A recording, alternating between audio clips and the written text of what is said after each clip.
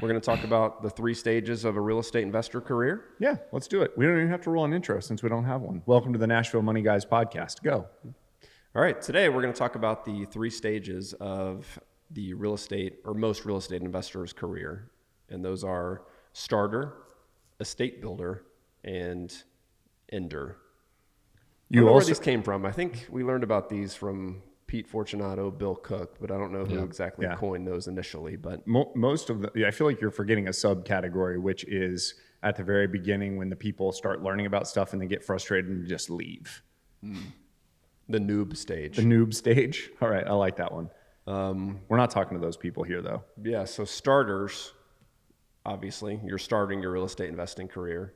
And I guess we can kind of talk about partnerships with this too, because most of the time you end up partnering with someone who's in a different stage than you are currently in. So when you're a starter, you typically don't have much money. Maybe you've got a rich dad or something, but most starters start out, don't have a whole lot of capital.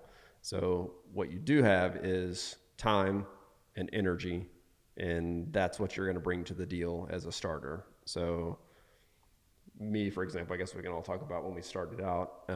Me, for example, I got okay at finding deals to flip, but I had no capital. And so I partnered with someone who did have capital. And the deal that we struck at the time was he would put up all the money for the deal. There would be no payments on it. So I didn't have any interest carry because, again, I didn't have any money. And then I would go in, swing the hammers, hire subcontractors to do some of the stuff that I couldn't do, and then list the house for sale, get it sold, and then we would do a profit split on it at the end. So that's one example of being a starter. How far into like starter do you think? Is it like a number of houses that you've done? Is it a number of rentals you've accumulated? Like, what do you think the actual designation for a number of units is for a starter? That's a good question. I mean, what if you just did like 2 a year?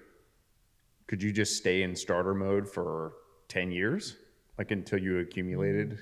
Yeah, I mean, I think once you have some equity and then you can trade that equity for loans and then use that as a catalyst for more deals, then to me, that's kind of the jump from starter to estate builder is, I feel like once you get 5 or 6 under your belt and you have 5 or 6 buy and hold properties, then you're kind of beginning to make that jump from starter. I think also it's could be just more of a mindset thing too, like, okay, I'm in this and I'm continuing to do this, so I'm building my estate, versus I'm toying with this, I'm learning about it, I'm doing some, but am I really is it my thing? So yeah. Okay. And if you have another job, you're probably still a starter. I would say most estate builders are full-time real estate investors and they're doing it full-time. Although we do know some people that are estate builders that have full-time jobs, and it makes it super easy for them to get loans because they have a W-2. So they've been able to like create pretty good portfolios on the side. Yeah. Yeah. Which, as an aside to this conversation, you should, in my opinion, keep your W-2. If you've got a good W-2 and you're happy with your job and you want to eventually do something else, keep that W-2 until you max out your Fannie Mae conventional loans. So you can do, I think it's up to 10 of those. It was 10. They go back and forth. And now it's back to 10. I'm not sure. So you can, at the time of this recording, you can do up to 10 of those conventional loans, and you're going to get the best rates, 30-year financing, good long-term fixed rate financing. All right. So next stage, Dodge, do you want to take the estate builder portion and define an estate builder? I think I want to talk about what we should be doing or what people should be doing as a starter. Like, what does that actually mean, a starter? Sure. So, I think it is education. I think we should be going to, the local RIAs and networking with people. I think you should try and find a circle of trusted gurus or per se to go to that are, give good value so you can learn the skills. But then also, like me, I would have probably done that forever. Like I had bought some rentals, but the flipping or the actually, growing to past that onesie twosie, like I needed a push, so, and that's why we partnered together. But like, I think, getting to the knowledge point where you understand and you've built that network of people to get you into that next phase of estate building. I think that's good feedback. Like strategic partnerships that can vault you into the next level. I think that's a really big key of going from a starter to an estate builder. So leverage, that was another one where you're talking about creating equity so that then you can, maybe you're getting like bankable, or maybe you're gaining the trust of a bank by either keeping your W-2, or you've got enough equity that they can look at your assets and go, yeah, cool, we'll approve you for a loan so that you can, okay, that makes sense. Yeah. Any other like designations where you'd be moving from a beginner to an estate builder? By the way, the beginner phase is the suckiest phase because it's a steep learning curve at the beginning. So like to start figuring out all the different aspects of what it takes to flip houses or to buy and hold rentals, it's very front loaded with the difficulty, because once you figure it out, it actually becomes easier over time. Yeah. I mean, I remember as a starter, like literally sitting at home in front of the TV, scrolling through the MLS every single night, trying to find a deal, just scrolling, analyzing deals. Like it's a lot of work to get in there and really learn it. And then somebody says an address and you're like, oh, it's worth this, and once you learn the systems, you just know. Yeah. I think also your margin for error is a lot thinner when you're a starter. So if you've got one house and, at the time, 90% of my net worth might have been wrapped up in that one house. Yeah. And so if I screwed that up, then that's a problem potentially. Whereas, we just had a meeting today where we're looking at it going, okay, this is slightly over budget here, so we need to pull some money from somewhere, but we have a lot of houses to be able to look at and go, oh yeah, we could either refinance that or sell that. And so our margin for error is a lot greater at this point because we're now in the ending stage than it was back when we were starters. Yeah. And that's another thing, is it's also allowed us to be less stringent on rehabs that we're buying and selling. Like we're able to basically treat it a little bit more like a mutual fund. Like it maybe win some and then some end up being neutral. And maybe that's not the best thing ever. Maybe that's just me being lazy. That's probably just me being lazy, actually. So that's probably not an attribute that we need to talk about here on this podcast. All right. So what's the parameter for a estate builder? So obviously it's somebody who's moved from the starter phase. They've got equity. Maybe they're full-time in it. It's probably what's that designation of where you're moving from estate builder into lender or into ender? Like Well, where do we hit the Freudian line? slip there. Well, so sorry, I keep jumping back, but like It's fine. Take us where you want to go.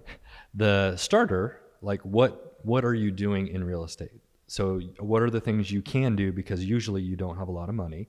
Is you're wholesaling, you're doing fix and flips with hard money, potentially. Or partners. You're doing those sort of things. You're doing BRRRR deals when rates are good enough to they make sense, because you can pull all your cash back out. So as for me, it's once you can get from just focusing on those few things to more of the rentals and maybe bigger flips, where you're moving into the estate builder, and you're deciding probably at that point to switch into the full time, where it's a full-time thing and this is what you're doing. Okay. Yeah, that makes sense. Because I think early on as a starter, like most people have to start finding good deals, which Finding great deals. yeah, lends itself to wholesaling, because you don't have a lot of money potentially to take those down, which hard money lenders such as the Nashville Money guys can help with that. But Nice plug. yeah, like that. But you're focusing more on finding great deals and then making a spread on selling those deals. So, Which is funny because wholesaling is like super hard to do. For you to actually be able to, because you still have to be able to analyze a rehab, analyze the market and figure out comps, and then you have to have built a marketing machine that's bringing in enough deals that you can sell those things out and make 10 or 15 grand. Like wholesaling to me, it has never made sense unless that is like a business model that you want to build an actual business and scale it out. Like none of us have ever liked the idea of like just a little bit of markup. Yeah, I think wholesaling is a business, and if you're a wholesaler, you're not an investor. yeah, I agree. Dun, dun, dun. Okay, so let's move on to the next phase, estate builder. Estate builder. So in my mind, estate builders, you're doing a few deals a year, probably at least 2 or 3 deals a year, and you're obviously building your estate, which means you're in growth mode. And so you're doing a lot of leverage. You're pulling as much money as you can out of the property once you get the property stabilized so that you can take that capital, roll it into the next deal. You're continuing to build your team. So you're continuing to work on network and partnerships. And yeah, I mean, I don't think we can ever understate the value of getting a good network, which is something we've done over the years, but we probably could have focused on it better in the early years and gotten a lot further quicker than we did. What else on estate building? Is there like a net worth type of thing or an income per year that you would tie it to? I don't think so. I think, and obviously different people have different goals, but I think the goal of an estate builder is to get to a spot where your passive income covers your monthly nut. And until you get to that point, you can't be an ender because you're still required to then go out and do something that's going to create active income or ordinary income that's above your passive income. Ooh, but that's important because the implication there was that you're building assets and that you're not like building just a flipping company that's flipping a bunch of houses, creating a bunch of taxable income. Yeah. So you're because actually, we're talking about the 3 life stages of a real estate investor, not a wholesaler business Or owner. a business owner, yeah. so you don't, So I think to be an investor, you have to buy and hold real estate. okay. That makes sense. I think I agree with that as well. Yeah, I tend to agree. Okay. With that. I don't know that there's a specific amount, but it's like you said, is making sure you can get enough money coming in monthly without you having to do anything that is covering your expenses. I think there's been a big push the last like 5 years that I've seen for people not to necessarily want to buy and hold. They've just wanted to build like a machine that was basically all offense all the time and doing, like just like Ryan Pineda, watching the machine that he's built, which is literally good for one thing, which is just go, go, go. And then as soon as the market pulled back, he had a major bad year in 2023.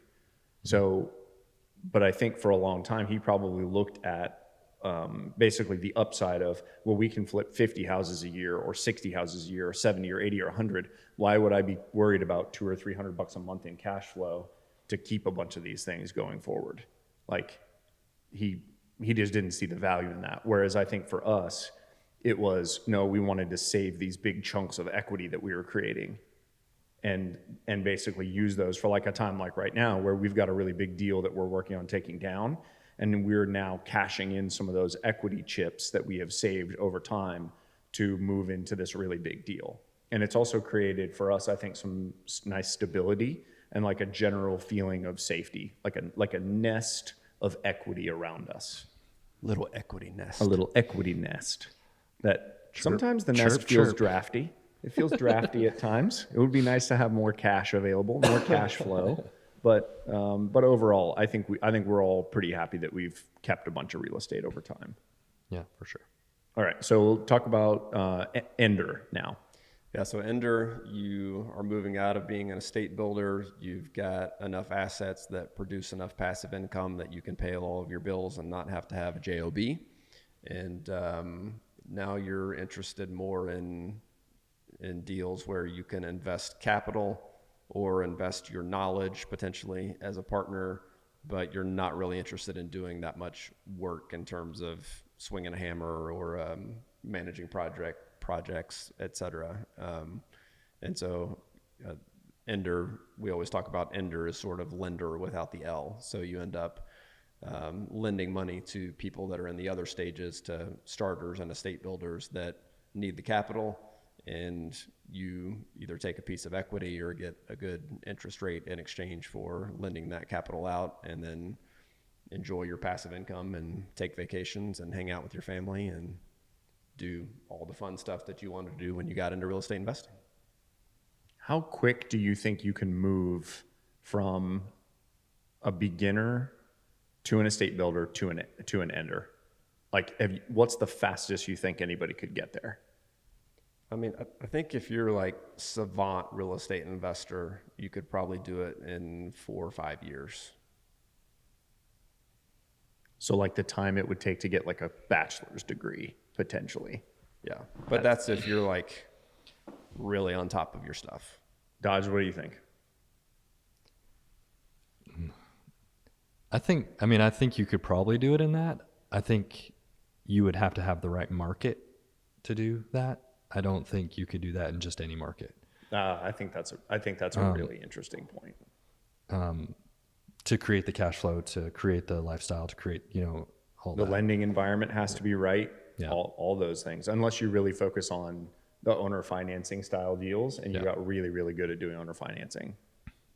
Yeah. But I think you're right. Probably it takes like a savant, and then it takes a person who is not only has the intelligence, but then also has the like charisma and the demeanor to be able to both focus and to be able to convince people, like a good salesperson. And rarely do those people mix.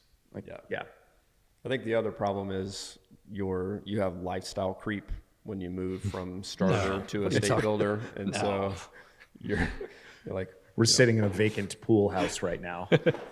so yeah, what you need to cover your monthly nut changes from the time you're a starter to an ender, and so it takes like, if you're willing to still maintain the same lifestyle you had as a starter, then you could probably do it in a couple of years and have 30 to 50K in passive income coming in and just live on beans and rice. But yeah, if you want actual money coming in, then If you want to stay married, And you want be a little happy. lifestyle creep going on.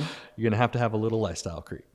That is one thing that's been really interesting about our partnership is the lifestyle creep that has generally stayed close enough together that it hasn't created too much friction. Like Jason definitely is the most conservative out of all of us, but overall, like the pairing has worked for the last 15 years because, and I say pairing as in the triple pairing, I don't know, the trairing, because because we have the lifestyle creep has basically generally kind of gone up together. So as we're making business decisions, we can all go, yeah, it's cool that we're going to keep a bunch of these houses because I don't have a $10,000 house payment right now, whereas you guys have $2,500 house payments. yeah. And we also delayed gratification for a long time. Yeah. So like we're all at a 5 point years. where we're building nice houses and adding pools and pool houses and all that kind of stuff. But it like we've been doing this now together for going on 15 years. Yeah, I'm at And, 20 almost separately. It's only within the last, like,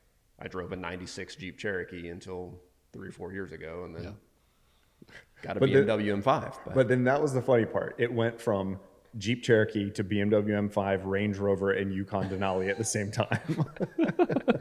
But that is something where you literally just get to the point. If you can delay the gratification long enough, you go, okay, now I'm comfortable saying I'm going to go ahead and do this. Like I know plenty of people that my dad managed money for that they were worth millions of dollars and they wanted to go to Denny's on their birthday because they could get a meal for free. Like that is not what any of us intended to do. We know some people like that. yes, we do.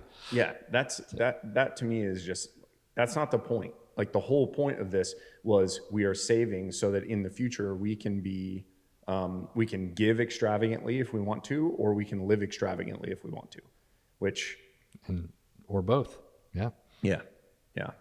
All right. So ender is lender, which I've also noticed as an ender, it honestly seems easier for us to make money at this point because we can leverage more relationships. We understand basically the channels, the now well-trodden paths of creative financing and of basically we can just make phone calls and figure out how to make money. Yeah. And people make phone calls to us because they know who we are and what we do. Yeah. Because then here we are in our early 40s, most of us. And we're already considered enders. I think if you keep your head down and you focus on learning the different stages and focus on basically what will take you through each of those things, and you focus your education on, I have a question, I'm going to answer that question. I have now found the answer to that. What's the next question? So that I can find the next answer. And if you continue to do that moving forward, you will move through the phases much quicker than we did. It took us, we are not savants. It took us much longer, and we're kind of lazy. So yeah, True. if you did it in 8 years, that would be pretty amazing. Like the time that it would take to get a bachelor's degree and a master's is potentially the amount of time that it would take for you to literally be set up for life and like have a complete, just a complete change of your life in 6 years. It's kind of crazy to think about. Yeah. All right. This has been the Nashville, I'm doing great. This has been the Nashville Money Guys podcast. Thanks for watching.